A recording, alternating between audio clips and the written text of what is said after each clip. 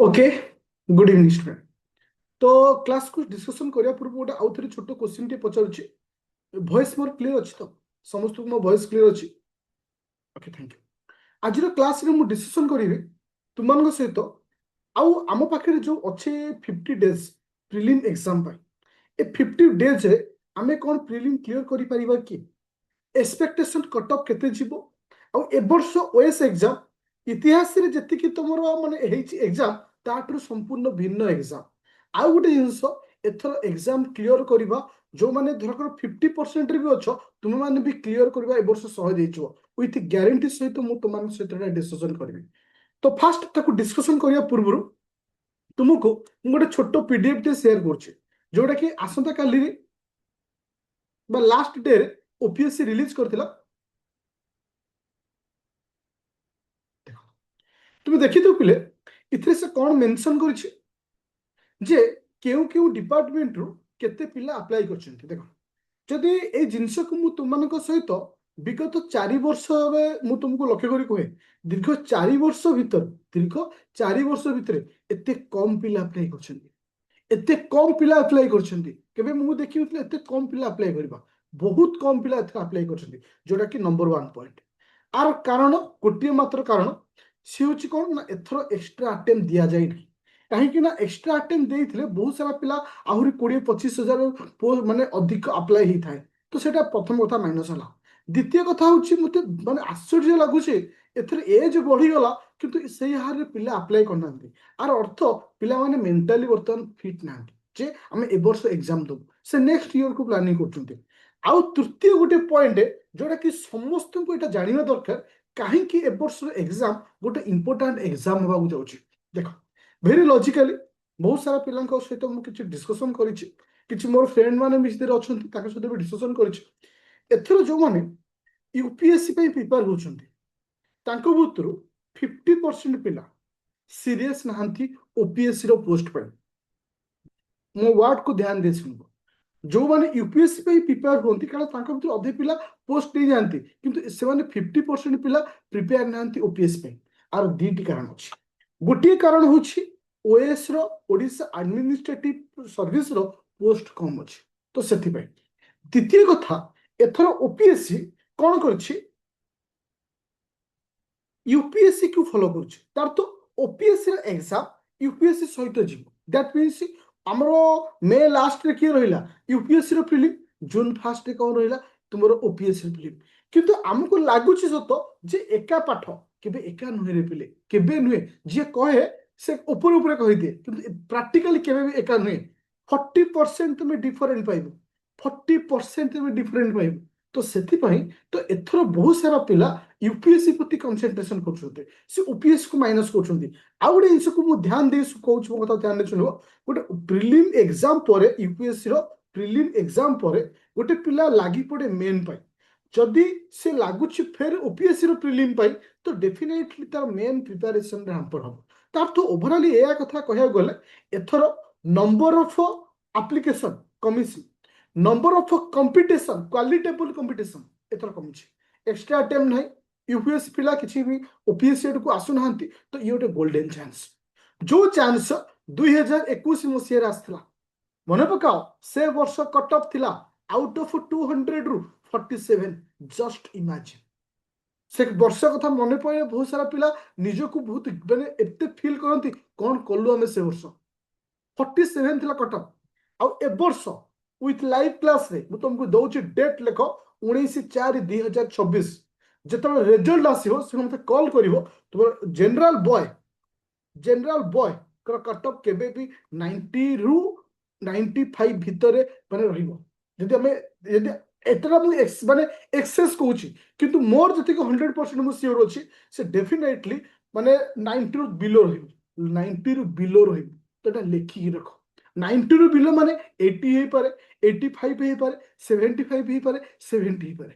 तो आमे सब बेले माइंड गोटे सेट हे जाय ओपीएससी कटअप उड़ी जीवो कटअप एमती हे जीवो कटअप सेमती हे जीवो केबे नुहे जस्ट इमेजिन करो जदि मु 2018 रु टिल 2024 भितर कहे आज पर्यंत केबे भी 100 प्लस कटअप जाइनी केबे भी जिते अधिक पोस्ट आसिले भी କିନ୍ତୁ ମନେ ରଖ ଯେହେତୁ ଏଥର 465ଟା ପୋଷ୍ଟ ଅଛି, ଏ 465ଟା ପୋଷ୍ଟରେ ମ୍ୟାକ୍ସିମମ୍ ତୁମର କ'ଣ ରହୁଛି କଟ୍ ଅଫ୍ 80 ତଳକୁ ଆସିବ।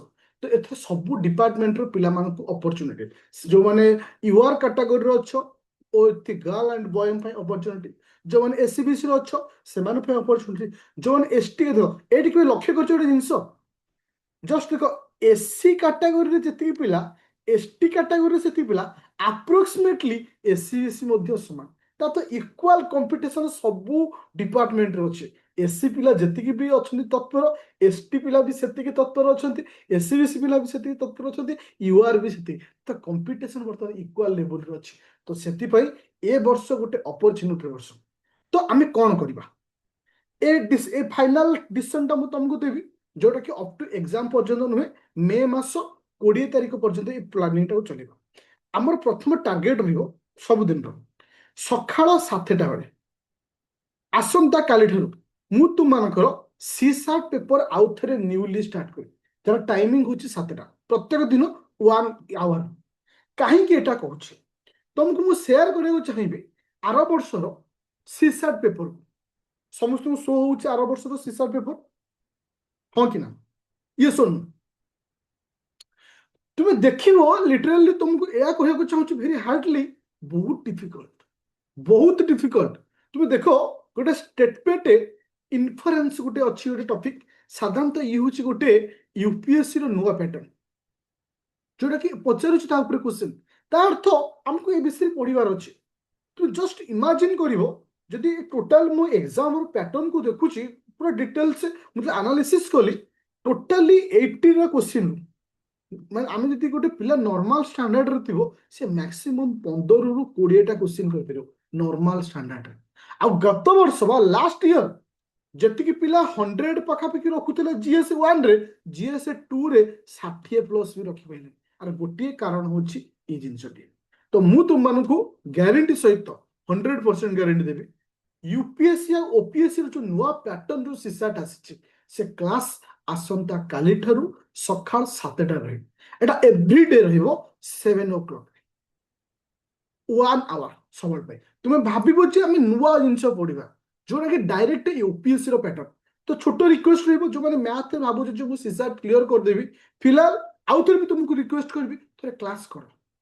ମେ ବି ଛୋଟ ଗୋଟିଏ ଡିସିସନ ଏପଟ ସେପଟ ତମକୁ ସେ ଜାଗାରେ ପହଞ୍ଚିବାକୁ ମାନେ ନ ପହଞ୍ଚି ପାର। ହଁ, ଆଉ ଗୋଟେ ଜିନିଷ ବି କହିବାକୁ ଚାହୁଁଛି, ଯୋଉ ପିଲା ଏଥର ପ୍ରିଲିମ୍ କ୍ଲିୟର କରିବ, ଜାଣ ତମେ ତମ ଜର୍ଣ୍ଣିର 70% କ୍ଲିୟର କରିଗଲ। 70%, 30% କେବଳ ମେନ୍ ପାଇଁ। ତମ ପାଇଁ ମେନ୍ଟା ଏତେ ସହଜ ହେଇଯିବ। ତ ସେଥିପାଇଁ ମାଇଣ୍ଡ ସେଟ୍ କର, ଆସନ୍ତା କାଲିଠାରୁ 7ଟା ବେଳେ CSAT paper. That is the first point. Second point, that is the second point କ'ଣ ଆସିଲା, ଆମର ମୋ କଥା ଟିକେ କହିବେ କି ମେସେଜ କରିବନି, ମୁଁ ଯଦି ପଚାରିବି ମେସେଜ କରିବ, ମୁଁ ଆଜି କହିବି ତୁମେ ଶୁଣିବ। କାରଣ ଆକ୍ଚୁଆଲି ପ୍ଲାନ୍ ବି ସରିଗଲା ମୋର, ପ୍ଲାନ୍ ଏ ପାଇଁ ମୋ ଲାଇଫର ଯେତେକ ଏନର୍ଜି ଅଛି ମୁଁ ତୁମମାନଙ୍କୁ ଦେଇଦେବି। ଲାଇଫରେ ଯେତିକି ମାନେ ମୋ କତିରେ ଯେତିକି ନଲେଜ ଅଛି ତୁମମାନଙ୍କୁ ଦେଇଦେବି। ଲାଇଫରେ ଯେତିକି ସମୟ ମୋ ପାଖରେ ବଳୁଛି ତୁମ ପାଇଁ ମୁଁ ଡେଡିକେଟ୍ କରିଦେବି। କିନ୍ତୁ ଗୋଟିଏ ବର୍ଷ ମୁଁ ଚାହୁଁଛି ମିନିମମ୍ 50ଟା ପିଲା ମୋର ପାଇବା ଦରକାର। କୋଉଥିରେ ନା ଫାଇନାଲ ରେଜଲ୍ଟ। ଫାଇନାଲ ରେଜଲ୍ଟ ମୋତେ 50ଟା ପାଇବା ପାଇଁ ହେଲେ ପ୍ରିଲିମ୍ ମୋତେ 200 ପିଲା ପାଖାପାଖି କ୍ଲିୟର କରିବା ଦରକାର ଅଛି। ତ ସେଥିପାଇଁ 200 ପାଖାପାଖି କ୍ଲିୟର କଲେ ତାଙ୍କ ଭିତରୁ 50ଟା ପାଇବେ। ତ ସେଇ ଜିଦ୍ଦିରେ ଆମକୁ ଯିବାର ଅଛି। ତ ଇଏ ହେଲା ପ୍ରଥମ ପଏଣ୍ଟ। ଦ୍ୱିତୀୟ ପଏଣ୍ଟ, ଏଭ୍ରିଡେ 2ଟା ଟେଷ୍ଟ ତମକୁ ଦେବାକୁ ପଡିବ, ମାନେ ଡେ ଆଫ୍ଟର ଡେ। ସପ୍ତାହରେ 3 ଦିନ ଫୁଲ ଲେନ୍ଥ ଟେଷ୍ଟ।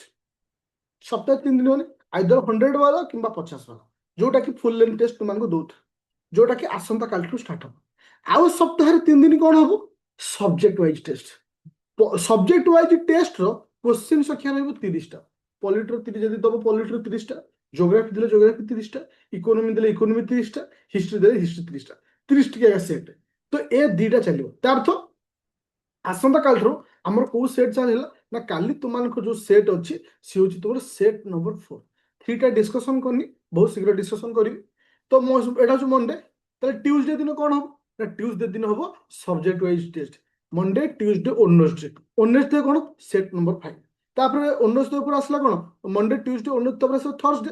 ଥର୍ସଡେ ଦିନ କ'ଣ ହବ, ତୁମର ଆସିଲା କି ସେ ସବଜେକ୍ଟ ୱାଇଜ ଟେଷ୍ଟ ତାର ଏଟା ଆମର ରେଗୁଲାରିଟି ରହିବ ଯାହାର ଡିସ୍କସନ ସବୁବେଳେ ରାତି 8ଟା ବେଳେ ରହିବ ଟିକେ ଟାଇମିଂରେ ଚେଞ୍ଜ ହବ ଟିକେ ଟାଇମିଂରେ ମୁଁ ଚେଞ୍ଜ କରୁଛି ରାତି 8ଟାରୁ କହିଲେ ଘଣ୍ଟାଏ ଲାଗିବ 9ଟା ଭିତରେ କମ୍ପ୍ଲିଟ୍ ହବ 9ଟା ଭିତରେ କମ୍ପ୍ଲିଟ୍ ହେଇଗଲା ପରେ ତୁମେ ରୋଷେଇବାସ କରି ଖାଉନ ବହୁତ ସାରା ହାଉସ ୱାଇଫ୍ ଅଛ ଫ୍ୟାମିଲି ସଂସାର ଭିତରେ ଅଛ ତ ମୁଁ ଯଦି 9:30 ଭିତରେ ରଖିବି ଘର ଝଗଡ଼ା ହେଇଯିବ ମାଇଣ୍ଡ ଡିଷ୍ଟର୍ବ ହେଇଯିବ ପାଠ କେମିତି ପଢିବ ହଁ କି ନା ନା ସେମିତି କେବେ ହୁଏ ନା ରାତି 9:30 ଜାଗାରେ ତୁମେ ଯଦି ପଢିବ ରୋଷେଇ କରିବ କି କାରଣ ଆମର ଫ୍ୟାମିଲି ଗୋଟେ ଏମିତି ଏକ ଫ୍ୟାମିଲି ଭିତରେ ଆମେ ଗତି କରୁଛେ ଏବେ ବି ଆମେ କହୁଛେ ଆମେ ଶିକ୍ଷିତ ଫିର ବି ଅଶିକ୍ଷିତଙ୍କ ଭଳିଆ ଆମ ମେଣ୍ଟାଲିଟି ଅଛି ଆମେ ଚାହୁଁଛେ ଝିଅ ପାଠ ପଢୁ କିନ୍ତୁ ଆମେ କହିବା ବୋହୂ ଆମର ଚାକିରି କରିବନି ଏ ଲଜିକ ଆମର ଅଛି ଆମେ କହିବା ଝିଅ ମାନେ ଆଗକୁ ଯାଆନ୍ତୁ କିନ୍ତୁ ଆମେ ବୋହୂକୁ ଆଗକୁ ଯିବାକୁ ମନା କରିବା ଆମେ କହିବା ଡାଉରି ନବା ଖରାପ ଆମେ କହିବା ଡାଉରି ନବା ଖରାପ ମୋ ପୁଅ ବାହାଘର ବେଳକୁ ଏତିକି ଟଙ୍କା ନଦେଲେ ହବନି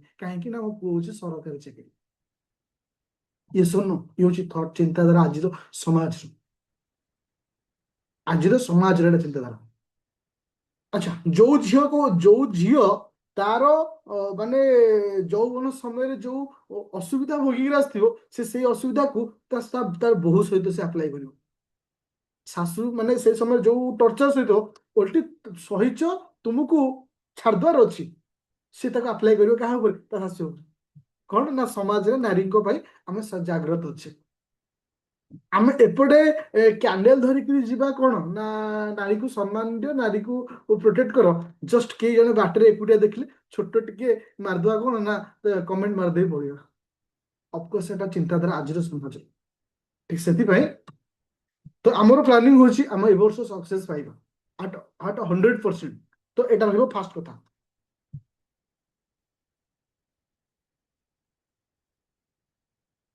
ଓକେ ଥ୍ୟାଙ୍କ ୟୁ ତାହେଲେ ଏଟା ହଉଛି 8ଟା ଏଥର ଯୋଉ 7 o'clock ଏଟା ମୁଁ ସବୁଦିନ ଥିଓରି ପାଇଁ ରଖିବି କାରଣ ମୁଁ କେବେ ବି ତୁମମାନଙ୍କୁ ଥିଓରିରୁ ଛଡେଇବିନି କାରଣ ଥିଓରି ଏଥିପାଇଁ ମୁଁ ତୁମକୁ ଛଡେଇବିନି କାରଣ ବହୁତ ଜିନିଷ ଥାଏ ଥିଓରିରେ ପଢିବା ପାଇଁ ତ ଥିଓରିଟା ରେଗୁଲାର ବେସିସରେ ତୁମମାନଙ୍କର ରହିବ 7ଟାରେ ଏବେ ଜୋଗ୍ରାଫି ଚାଲିଛି ଜୋଗ୍ରାଫି ଚାଲିବ ଯୋଉଟା କି ତୁମର 8ଟାରେ ରହିଲା କଣ ଡିସ୍କସନ ହଁ ଏଇଠି ଗୋଟେ ଜିନିଷ ତୁମମାନଙ୍କୁ କହିବି ଯୋଉମାନେ ଆମର ଗୋଟେ ରାପିଡ ଫାୟାର ବ୍ୟାଚ୍ ଚାଲିଛି ତୁମ ମାଇଣ୍ଡରେ କ୍ୱେଶ୍ଚିନ୍ ଆସୁ ରାପିଡ ଫାୟାର ଯୋଉ ଥିଓରି ଗୁଡା ଦିଆଯିବ ସେଟା ସବୁ ରେକର୍ଡେଡିଂ ଭର୍ସନରେ ଦିଆଯିବ ସେଟାକୁ ତମକୁ ଲାଇଭ୍ ଦିଆଯିବନି କାରଣ ରାପିଡ ଫାୟାର ପିଲାମାନଙ୍କୁ ମଧ୍ୟ ଲାଇଭ୍ କ୍ଲାସର ଲିଙ୍କ ଦେଇଛି ଥିଓରି ଗୁଡା ତମେ ପାଇବ ହଉଛି କଣ ନା ରେକର୍ଡିଂ ଭର୍ସନରେ ପାଇବ ବଟ୍ ବାକି ସବୁ କ୍ଲାସ ତମେ ପାଇଯିବ କୋଉଥିରେ ନା ଲାଇଭ୍ କ୍ଲାସ ପାଇବ 7ଟା ବେଳ କ୍ଲାସ ବି ଲାଇଭ୍ ଦିଆଯିବ ତୁମମାନଙ୍କୁ 8ଟା ବେଳ କ୍ଲାସ ବି ଲାଇଭ୍ ଦିଆଯିବ ସକାଳ 7ଟା ବେଳେ କ୍ଲାସ ବି ଲାଇଭ୍ ଦିଆଯିବ ଆଉ ମୋର ଗୋଟେ ଛୋଟିଆ ଅନୁରୋଧ ରହିବ ସମସ୍ତଙ୍କୁ ଛୋଟ ରିକ୍ୱେଷ୍ଟ ବୋଲି ଭାବିପାରିବ ହାର୍ଟଲି ରିକ୍ୱେଷ୍ଟ ବୋଲି ଭାବିପାରିବ ପ୍ରତ୍ୟେକ ଦିନ ମୁଁ ୟୁଟ୍ୟୁବରେ 2ଟା ଭିଡିଓ ପଠେଇବି ଗୋଟିଏ ହଉଛି ୱାନ୍ ସଟ୍ ଗୋଟେ ପଠେଇଥିଲି ବି ରିସେଣ୍ଟଲି ଗୋଟେ ଭ୍ୟାକ୍ସିନକୁ ନେଇକି ଭିଡିଓ ସମସ୍ତେ ଦେଖିଛ କଣ କି ନା ସେ ସବୁ ଟପିକକୁ ଚୁଜ୍ କରିକି ମୁଁ ପଢେଇବି ଧରକ ଭ୍ୟାକ୍ସିନକୁ ହଉଛି ଇମ୍ପୋର୍ଟାଣ୍ଟ କୋଟ୍ ହଉଛି କିମ୍ବା ଯାହା ବି ହଉ one shot video is very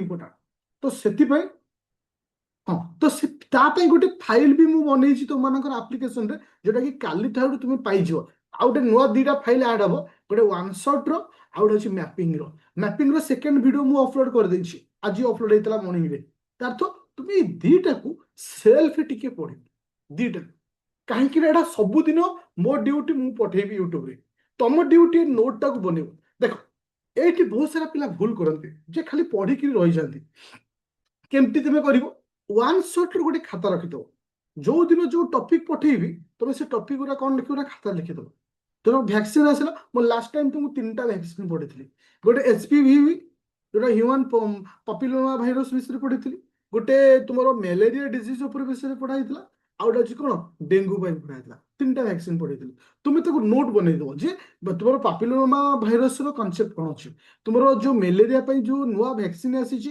ତା କନସେପ୍ଟ କଣ ଭାରତ କୋଉ ଭ୍ୟାକ୍ସିନରେ ଆଗରୁ ୟୁଜ କରୁଥିଲା ତୁମର ଯୋଉ ଡେଙ୍ଗୁ ପାଇଁ ଯୋଉ ଭ୍ୟାକ୍ସିନ ଆସିଛି ତା କନସେପ୍ଟ କଣ କୋଉ ଟାଇପ ପାଇଁ ରହୁଛି ଆଉ ଭାରତ ଯୋଉ ନୂଆ ଡେଭଲପମେଣ୍ଟ କରୁଛି 2027ରେ ଏଟା ରିଲିଜ କରିବ ଏଟା କୋଉ ଭ୍ୟାକ୍ସିନ ତ ଇଏ ହଉଛି ସେଇ ସବୁ ଟପିକକୁ ନେଇକିରି ମୁଁ ଚୁଜ କରିଛି ଅଲମୋଷ୍ଟ 50ରୁ 60ଟା ୱାନ୍ ସଟ୍ ଭିଡିଓ ଦେବି ଆଉ 50ରୁ 60ଟା ୱାନ୍ ସଟ୍ ଭିଡିଓରୁ ଆଜି ବି କହୁଛି ତମେ ମିନିମମ୍ 30ଟା କ୍ୱେଶ୍ଚିନ୍ ପାଇବ ମିନିମମ୍ ତ ସେଥିପାଇଁ ଏଟା ଭେରି ଇମ୍ପୋର୍ଟାଣ୍ଟ ରହିବ ଆଉ ଗୋଟେ ହଁ ଏଇଠି ତମକୁ ଯୋଉ ମ୍ୟାपिଂ କ୍ଲାस ପଢେଇଥିଲି ଆଜି ଯୋଉ କୋଶ୍ଚିନ୍ ଆସିଥିଲା ଷ୍ଟେଟ୍ ଅଫ୍ ହରମୁଜରେ ଇଏ ସିଜିଲ ର, ତ ସେଥିପାଇଁ ମନେ ରଖ theory is very important, theory is very important. ତ ସେଥିପାଇଁ ସେଥିପାଇଁ କରିବ। ତ ସେ ଦେଖି ଆଉ ଗୋଟେ ଜିନିଷ ଗୋଟେ ସେ ହଁ। ତ ହଁ ତ ଏଇ ଯୋଉ ତୁମର ଯୋଉ ରାପିଡ ଫାୟାର ବ୍ୟାଚ୍ ଯୋଉଟା କି ରିସେଣ୍ଟଲି କଣ୍ଟିନ୍ୟू ଚାଲୁଛି ଯୋଉଟା ଟୋଟାଲ ପ୍ରିଲିମ୍ ପାଇଁ, ତ ଯୋଉମାନେ ଜଏନ୍ କରିଛ ପ୍ରି ପ୍ଲସ୍ ମେନ୍ରେ ଅତି ଦରକାର ନାହିଁ ବି ଏ ବ୍ୟାଚ୍ ଜଏନ୍ କରିବା, କାହିଁକି ନା ଏଥିରେ ଯାହା ତୁମମାନଙ୍କୁ ଦିଆଯିବ ସେଟା ହିଁ ସେଥିରେ ତୁମେ ପାଇବ ସବୁ ବ୍ୟାଚରେ। ତ ଜଏନ୍ କରିବାର କୌଣସି ଆବଶ୍ୟକତା ନାହିଁ। ତ ଏଇ ସବୁ ଜିନିଷ ଯୋଉମାନେ ଜଏନ୍ ଟୋଟାଲ କରିନାହାନ୍ତି ତ ସେମାନଙ୍କ ପାଇଁ ଲାଷ୍ଟ ମୁଭମେଣ୍ଟରେ ଏ ବ୍ୟାଚଟା। ତ ମୁଁ ତ ଗୋଟେ ଆଡଭାଇସ୍ ଦେବି, ଏଥିରେ କେବଳ ଗୋଟିଏ ମାତ୍ର ପ୍ଲସ୍ ପଏଣ୍ଟ ଅଛି ଯେ ତୁମର ଯୋଉ ଥିଓରି କ୍ଲାସ ପଢା ହେଇଛି ଧରକର 5 ଘଣ୍ଟାର 10 ଘଣ୍ଟାର, ଏଠି ତାକୁ ଘଣ୍ଟାଏ ଭିତରେ ଟୁ ଦ ପଏଣ୍ଟରେ ସରାଯିବ, ଜଷ୍ଟ ରିଭିଜନ ପାଇଁ ଏଟା ହେଲ୍ପଫୁଲ ରହିବ। ତ ସେଟା ହିଁ ଡିଫରେଣ୍ଟ, ଆଉ କୌଣସି ଜିନିଷ ଡିଫରେଣ୍ଟ ନାହିଁ। ତ ବାକି ତୁମକୁ 1000ଟା MCQ ସବଜେକ୍ଟ ୱାଇଜ ଦିଆଯିବ, ତା ସହିତ ଫୁଲ ଲେନ୍ଥ ଟେଷ୍ଟ 15ଟା ଯୋଉ ରଖା ସେଟା ଦିଆଯିବ, ସେଇ ହିସାବରେ ଦିଆଯିବ। କିନ୍ତୁ ଗୋଟିଏ ଶପଥ ନେବା, ଆସନ୍ତା ଜୁନ 7ରେ ପ୍ରତ୍ୟେକ ପିଲା ଯେମିତି ଲାଇଭ କ୍ଲାସ ଆମେ ଡିସ୍କସନ କରିବା ସନ୍ଧ୍ୟା ବେଳକୁ ଆମର ସମସ୍ତଙ୍କର ସ୍କୋର 100+ ଥିବା ଦରକାର। ବାସ୍ ଗୋଟିଏ କନସେପ୍ଟ। ପୁରା କ୍ଲିୟର ସମସ୍ତେ? କାଲିଠାରୁ ଫୁଲ ମିଶନ ଷ୍ଟାର୍ଟ ହେଲା ଆମର, ମିଶନ କେସ୍ OPSC 26। କାଲିର ଟେଷ୍ଟ କଣ ଅଛି ପିଲେ? ଟେଷ୍ଟ ନମ୍ବର କଣ? 4 ନମ୍ବର ଟେଷ୍ଟ। ଓକେ, ପୁରା ଡନ୍? Okay, thank you. ଆଚ୍ଛା ଦେଖ ମୁଁ ଗୋଟିଏ ଜିନିଷ କହିବି, ବହୁତ ସାରା ପିଲାଙ୍କ ମାଇଣ୍ଡ ଏଇଠି ଟିକେ ଡାଇଭର୍ଟ ହେଇଯିବ ଯେ ସିଜିଏଲ ମେନ୍ ପାଇଁ ଆମେ କଣ କରିବା। ଦେଖ ଓଏସ୍ ର ଜିଏସ୍ ପେପର ଯିଏ କ୍ଲିୟର କରିଦେଲା, ସିଜିଏଲ ମେନ୍ ସେ ଏକ୍ସାମ କ୍ଲିୟର କରିଦେଲା। କାହିଁ ଜାଣିଛ? ଜିଏସ୍ ପେପରରେ ଯାହା ଅଛି ସିଜିଏଲ ର 100% ସେୟା। ତ ପଢିବାକୁ ପଇଲାନି। ଆଉ ଦିଟା ଜିନିଷ, ଗୋଟେ ହଉଛି ଓଡ଼ିଆ, ଗୋଟେ ହଉଛି ଇଂଲିଶ। ୱାନ୍ସ ଥରେ ମୁଁ ଗୋଟେ ରିକ୍ୱେଷ୍ଟ କରିବି, ପ୍ରି ଏକ୍ସାମ ପରେ ତାକୁ ପଢ। ପ୍ରି ଏକ୍ସାମ ପରେ ତୁମେ ଆହୁରି ତମ କତି 2 ମାସ ଟାଇମ୍, 2 ମାସ ଟାଇମ୍। କାରଣ ଓଡ଼ିଆରେ ପ୍ରୋବ୍ଲେମ ତମକୁ ହବନି। ଓଡ଼ିଆ ଯୋଉ 50 ମାର୍କ ଆସିବ, ତୁମେ ଯଦି ଟିକେ ଟିକେ ସାଇଡରେ ପଢିବ ପ୍ରୋବ୍ଲେମ ହବନି। କିନ୍ତୁ ଏଥର ଓଏସ୍ ପାଇବା ଗୋଟେ ସ୍ୱପ୍ନ। ମୁଁ କିଛି କିଛି ଫଟୋ ତମକୁ, କାରଣ ବହୁତ ସାରା ଆମର ଯୋଉ ଲାଷ୍ଟ ଟାଇମ 7 ଜଣ ପିଲା ଯୋଉ ପାଇଥିଲେ ସେମାନଙ୍କୁ ବର୍ତ୍ତମାନ ଟ୍ରେନିଂ ଚାଲିଛି, ସେମାନେ ଯୋଉ ଷ୍ଟାଟସ୍ ଦିଅନ୍ତି ମୁଁ ତାକୁ ସବୁ ତୁମକୁ ଛାଡ଼ିବି। ଆକ୍ଚୁଆଲି ରିଅଲ ଲାଇଫ କଣ ତମେ ସେଇଠି ବୁଝିପାରିବ। କାରଣ ତମକୁ ସେ ଜିନିଷ ଦେଖିବାର ଅଛି। କାରଣ ଯେତେବେଳେ ସେ ତୁମର ଚାଲେ ହଉଛି କୋଉ ସମୟଟା ହଉଛି ଟ୍ରେନିଂ ପିରିୟଡଟା, ବହୁତ ଜିନିଷ ତମକୁ ସେଠି ଶିଖାଯାଏ। ତ ଆଜି ତାଙ୍କ ବୋଧେ ଟ୍ରେନିଂ ଥିଲା କୋଉଠି କହିଲ, ଏଇଠି